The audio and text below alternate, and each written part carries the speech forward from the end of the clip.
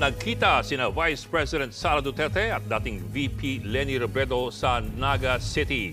Ayon kay Robredo, habang nasa Naga si VP Sara para dumalo sa Peña Francia Festival, ay binisita siya nito sa kanyang bahay. Personal daw ang kanyang naging pag-uusap at hindi raw tungkol sa politika.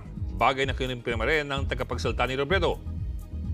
It was more of a courtesy call dahil usually naman yan during the Peña Francia Festival. Kumusta? Tungkol sa pamilya, tungkol sa basically chikahan. I think the visit lasted about an hour. Naglabas din ang opisyal na pahayag ang Office of the Vice President tungkol dito. Isang kaibigan daw ang nag-imbita kay VP Sara sa pista at nag-arrange ng casual meeting kay Robredo.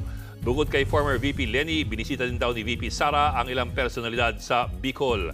Kilalang kalaban ng mga Duterte sa politika si former VP Robredo na laging pinupunti rin noon ni dating Pangulong Rodrigo Duterte. Noong 2019, tinawag pa nga ni Vice President Sara si Robredo na fake VP dahil sa naging komento noon ng dating bise tungkol sa issue ng pagiging tapat ng isang kandidato.